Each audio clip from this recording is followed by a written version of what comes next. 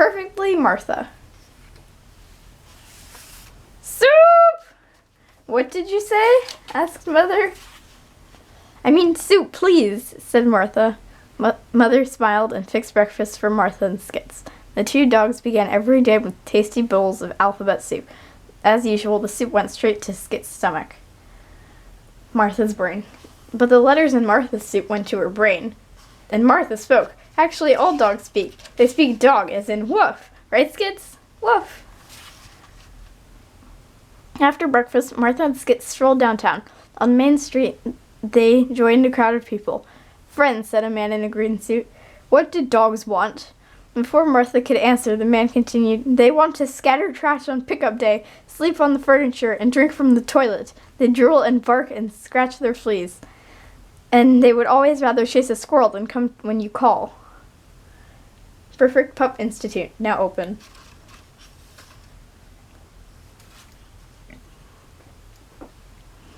Then the man said, Is that what people want? Your dog may be your best friend, but he could be better. I, Otis Weaselgraft, will show you how. Sir Lancelot, he called, Come. A sturdy pug approached the dog trainer. Sit, said Otis Weaselgraft. Get down, he said. Roll over. Beg. Hop on one paw. After this impressive demonstration, Otis Weaselgraft said, Sign up today for my 3-step training program. Tomorrow you'll have a perfect pup, just like Sir Lancelot. Humph, Martha said to Skits. Dogs are already perfect. Word of the new dog trainer and his amazing program traveled from neighbor to neighbor. Soon half the dogs in town were enrolled at the Perfect Pup Institute. I'm a double PP now. Me too. Proud parent of a perfect pup. A perfect dog in only one day, and we didn't have to do anything. Bubba just loves squirrels. What's wrong with those dogs? At the Perfect Pup Institute, Martha and Skits slipped in to observe the latest graduating class. They watched as every dog obeyed every command. They sat. They got down. They rolled over. They begged. They hopped on one paw. Finally, Otis Weaselgraft placed a dog biscuit in front of each graduate. Wait, he said, and every dog waited. Skits couldn't believe his eyes. With a hungry woof, he bounded forward and gobbled up every single biscuit. Otis Weaselgraft was not upset. It was a perfect opportunity to show off his program. He placed another biscuit in front of each dog. Good dogs may now eat their biscuits, he said. Chew slowly, and please, no crumbs and no drool. The 4 perfect dogs did exactly as they were told. Outside, Martha consulted with Skits. I've got to find out what he's doing in there. Martha didn't see Otis Weaselgraft's quiet partner, Dr. Pablum. A talking dog, he gasped. I've got to find out how she does that. The next morning, Martha began an investigation of the Perfect Pup Institute. She was wondering how to get inside when Dr. Pablum swung the door, opened the door. Come right in, he said to Martha. What luck! This may be easier than I thought. Dr. Pablum escorted Martha to his laboratory, but before she had a chance to look around, he pushed her into a crate and locked it. Speak, said Dr. Pablum. I know you can. Martha did not hesitate. Dog Napper! Let me out immediately!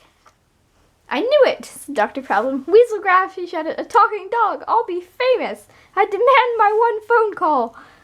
Otis Weaselgraft came into the lab. He looked at Martha. Speak. Woof. You're working too hard, Otis Weaselgraft growled at Dr. Pablum. Get rid of this mutt. She's not even a paying customer. But Dr. Pablum had big plans for Martha. Otis Weaselgraft stomped out of the room. He soon returned with a dog who looked like Sir Lancelot, but this dog wasn't acting like Sir Lancelot. Fix him, Otis Weaselgraft snapped at Dr. Pablum. We can't have this happening during a demonstration. Grrr, yip yip. Dr. Pablum put Sir Lancelot into a crate next to Martha and left with the pug's collar. Sir Lancelot, said Martha. Bert, said the pug and dog. They called me Sir Lancelot, but my real name is Bert. He slumped in his cage. I used to run with the big dogs, he said mournfully, but look at me now, a demo dog, no better than a robot. What happened to you? Before Bert could answer, Dr. Pablum returned with his collar. He slipped it onto the struggling pug. When Dr. Pablum left again, Martha called to Bert, but this time Bert didn't respond. He just looked straight ahead. It's the collar, thought Martha. She watched as Otis Weaselgraft and Dr. Problem embarked on their 3-step perfect pup program. Step 1, they removed the dog's collars. Step 2, they attached a tiny object to the inside of each collar. Step 3, they put the collars back on. Now every dog was staring straight ahead. No tails wagged, and no fleas were scratched. "Come," said Dr. Problem, and all the dogs followed him to the front room. "Are you still here?" Otis Weaselgraft opened the crate and pushed Martha out the back door of the Perfect Pup Institute.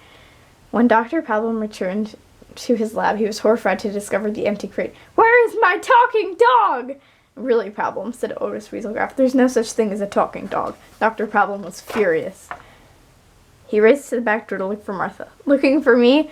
I'll tell you my one-step talking dog secret," Martha said. "If you do one thing for me," she whispered in his ear. "Yes," said Dr. Problem, who was still very angry, "I'll do it." In the front room, the owners had gathered to see their pets perform. "Otis," Dr. Problem said, "your collar is a little crooked." He reached up and made a small adjustment. "There," he said, giving the back of the collar a pat. "Now you're perfect." Then, from someone hidden in the shadows came a command.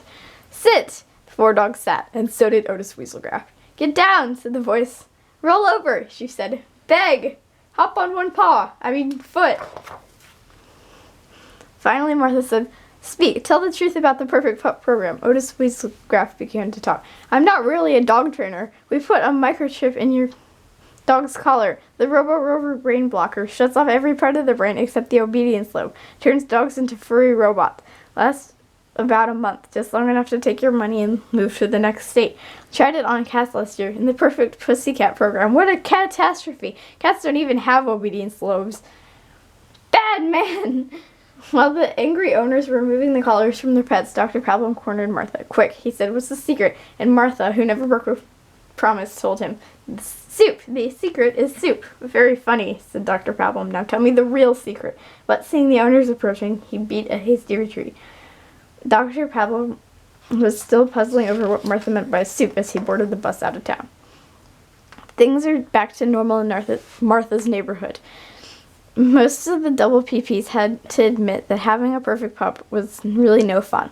Something very important was missing, so once again, dogs scattered the trash and drink from the toilet. They bark and scratch their fleas and sleep on the furniture, but they also greet their owners with wagging tails and slobbery kisses. Isn't that what people really want? Woof! Arf!